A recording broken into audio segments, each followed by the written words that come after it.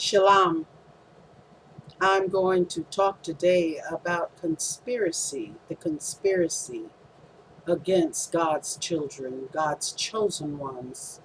This battle that we're going through on this earth at this time, it is all about conquering the children of God, the true children of God, who are hidden in the mass. And very few people know who the true children of God is. And some know who the true children are, but they keep it hidden. They don't want it to be known or come out, which it is coming out. Now, this conspiracy started long time ago, way back when. I mean, in the beginning of, I would say, around the 1500s, I would say, 15 to 1600s, the conspiracy started to take over the God's children, to take them into a far land so that they would forget who they are. And with time, the Kenites, who are the children of Satan, will take the position of Jews, take over the position. Now, there was no J in Hebrew, so there was no Jews. There was no name Jews. It was Yehuda. But the converted Jews changed. They put the J in there, and they call themselves Jews. And I do believe they are the Jews that hung Christ, the Messiah, Yeshua, on a tree. And did you know that Yeshua was hung on a tree, not on a cross? The Bible says tree. They put the cross in to make it sound not so bad. But the whole plan is to gain the whole world and bring in this one world order, that the whole world will worship the Jews. That is what's going on, whether you see it or not, or know it or not. Now you wonder what's going to happen to Esau children, the white race, the indigenous white race of this world. Well, you know the Jews have turned against Esau's children. The Jews want to conquer them too. They are a threat to the Jews, not us, not the real Hebrews. The real Hebrews have no authority and no power in this world as yet. But Ahia is going to make a change. He's bringing a change and no man can stop it. And he is going to give us justice. He is going to take control. He is going to put people where he wants them to be. So now I want to get into Obadiah, because Obadiah tells the full story in how Jacob, how Esau, Jacob's brother, conspired against him to do exactly what they done, to bring us into this far land and put us into slavery for 400 years. But the 400 years is almost up. August the 20th, 2019, our 2 years are up. So you're going to start seeing more and more devastation come upon earth now. You're going to see more and more tragedies, more and more natural disasters. People are becoming confused and becoming dumbed down. They're not, the wise people of this world are no longer wise. Those that run the world are losing it. And you could see it.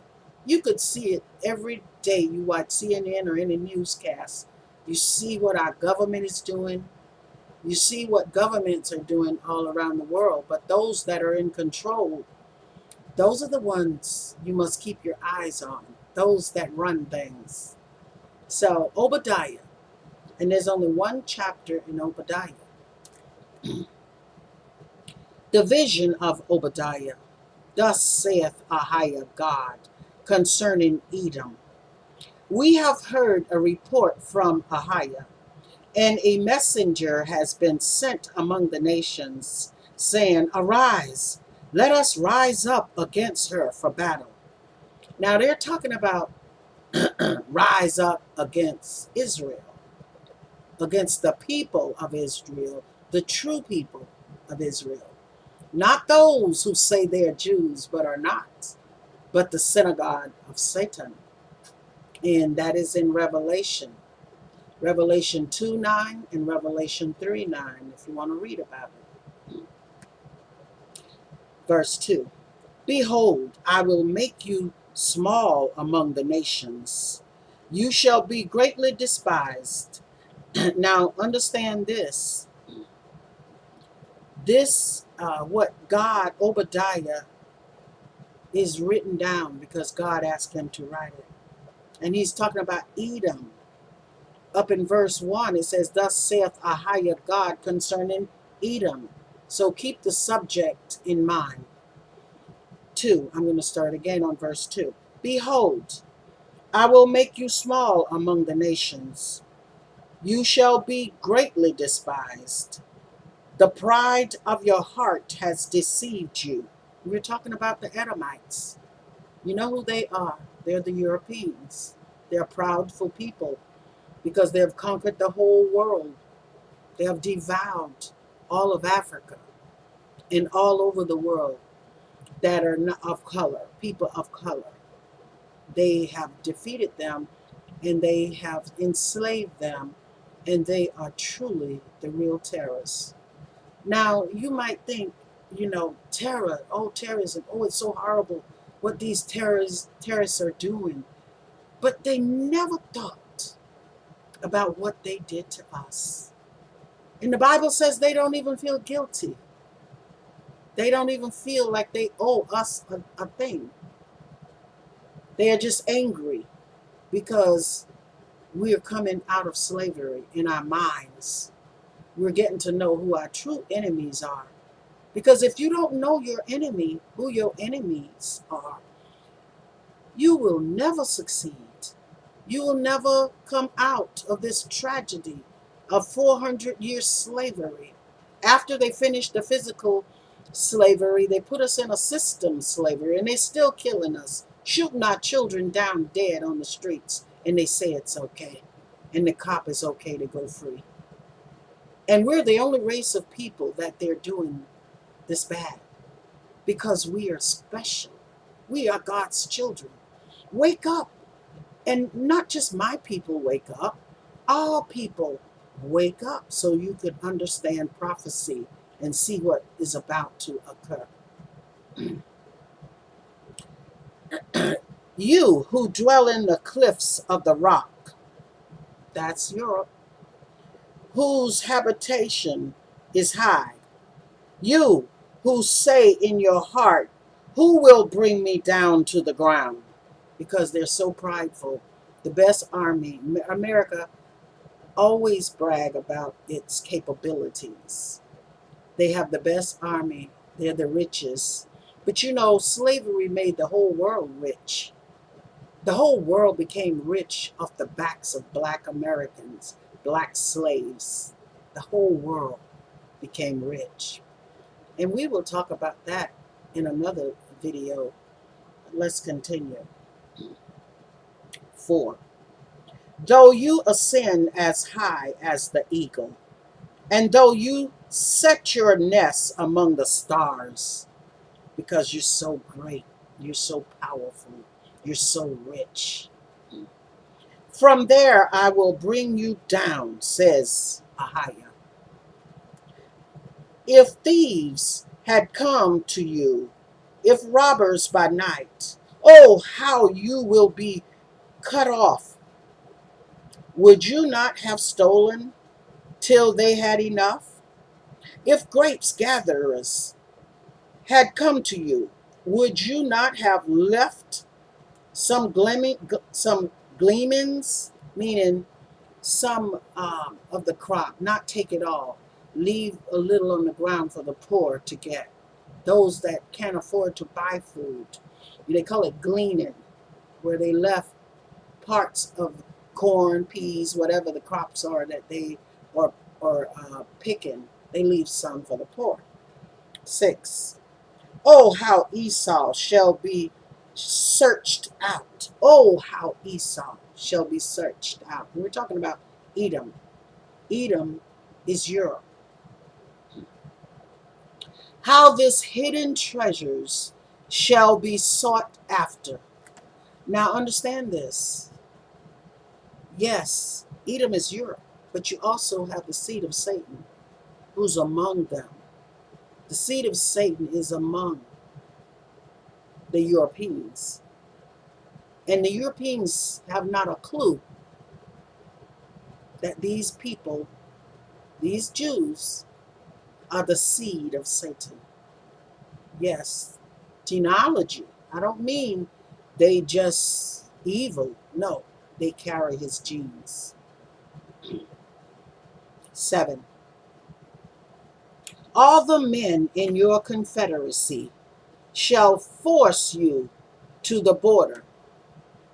The men at peace with you shall deceive you and prevail against you. Now he's talking to Edom. Obadiah is speaking to Edom. And these friends, these people who is at peace with them for so long, because the same Jews that's running Israel, they encouraged America to come into the battle of World War II. America had nothing to do with that war, but they was talked into it by the Jews because the Jews had a plan. They knew they was going to take Jerusalem.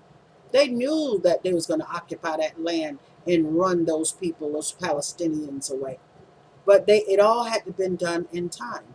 See, now this was all put together way back 1600s. And who was the slave owners? Was the Jews. Who sold more slaves than anybody else? The Jews. Who had more slaves than anybody else? The Jews. Okay. I'm going to read 7 again. And the men in your confederacy shall force you to the border.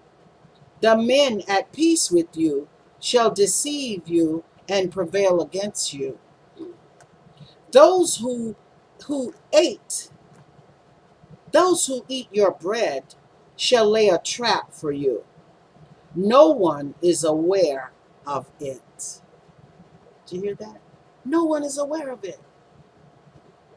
The Jews going to run the world and going to defeat America, defeat Europe. And they are going to be the power. They are going to, which they already are. Financially, they own most of the wealth of this world. Most of the wealth.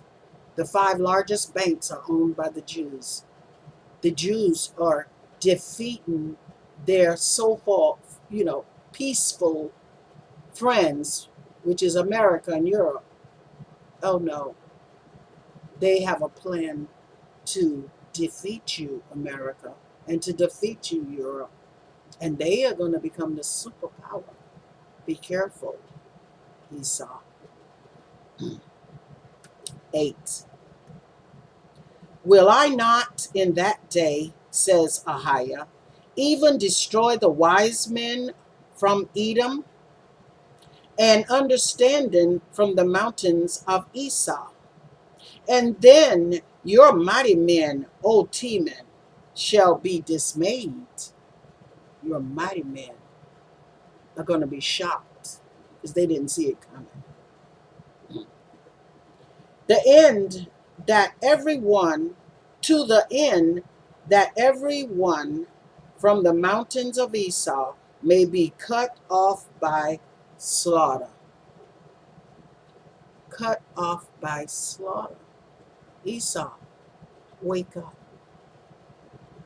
People of Esau, wake up. For violence against your brother Jacob, shame shall cover you, and you shall be cut off forever. Now, Jacob conspired with the enemy, the Jews. Esau, excuse me. not Jacob. Jacob, the African Americans, we are the descendants of Christ, the Messiah. But Esau is in trouble. And see, Esau conspired with these other nations when they should not have done that. They conspired against Jacob and Jacob's descendants to destroy. Because, don't forget now, Esau feel that Jacob stole the blessing, the inheritance. And he'd feel that the blessings belong to him. Because Jacob and Rebekah, his mother, tricked Esau out of the blessing. When Isaac was old and dying in his bed, Esau was very hairy. Jacob was not. But one thing Esau forgot when he started getting angry at Jacob, he forgot he sold his inheritance. He sold his inheritance for a plate of food, red soup. Yes, he sold it. But now he expects Jacob to forget about that and give him his blessing. So the mother, Jacob and his mother, Rebekah, went out and got some animal skin and glued it to Jacob's arm so that when Isaac, his father, felt him to find out if that his son, is that the right son, Esau, that he would know, well, he's hairy, so that must be Esau. So Jacob received the blessings that way, but God allowed it because Esau was not proud of his heritage. Esau was white. He was born red because, when a baby is born, they're in distress and they are red. But Esau is the white race. But Esau didn't understand it at that time. He was an albino. And he was angry because he didn't look like the rest of them. So he was not proud of his heritage. 11. In the day that you stood on the other side, in the day that strangers carried captive his forces, when foreigners entered his gates and cast lots for Jerusalem, even you were one of them. Esau, Edom, you was one of them that cast lots for your brother Jacob. You were one of them that turned against Jacob. You were one of them that brought them in to help them to be sold to the Jews into slavery. You was one of them, Esau. And you're going to pay the price for what you've done. But if you wake up now and go back to the true God, because the whole Bible, everything has been changed and set up that you will not receive salvation. I know you think you will. I know you think that anybody who chooses God is going to make it in. That is not true, because you can't truly choose him because you don't know who he is. You don't know that Yeshua was black. You don't understand this whole scenario. Everything that's going on in this world now. It's a setup to trick you, Esau, and to trick the rest of the nations. And I'm going to go on. 12. But you should not have gazed on the day of your brother. Esau, you shouldn't have done it. In the day of his captivity, nor should you have rejoiced over the children of Judah in the day of their destruction, nor should you have spoken proudly in the day of distress, of your brother Jacob's distress. You were happy to see that, Esau, and you shouldn't have, because you teamed up with the children of Satan. 13. You should not have entered the gate of my people in the day of their calamity. Indeed, you should not have gazed on their affliction in the day of their calamity, nor laid hands on their substance in the day of their calamity. You should not have stood at the crossroads to cut off those among them who escaped. Those who escaped, you captured them and brought them back, Esau. Nor should you have delivered up those among them who remain in the day of distress. For the day of Ahiah upon all the nations is near. As you have done, it shall be done to you, Esau. Your reprisal shall return upon your own head.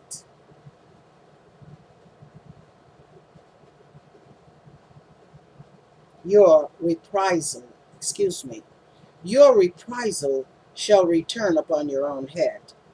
For as you drink on my holy mountain, so shall all the nations drink continually. Yes, they shall drink and swallow, and they shall be as though they had never been.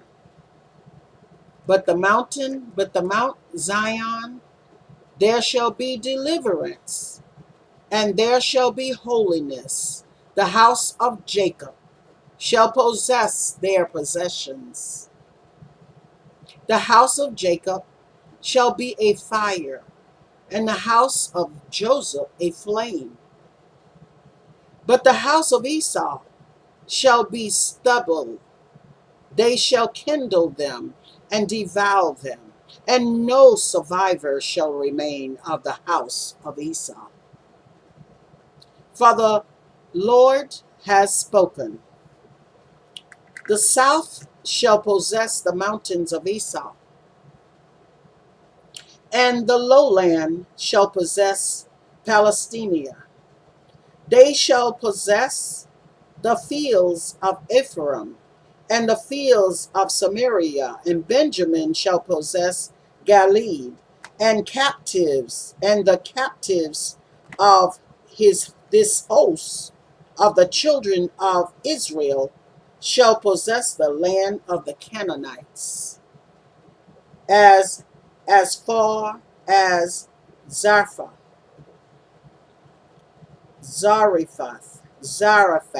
as far as Zarephath.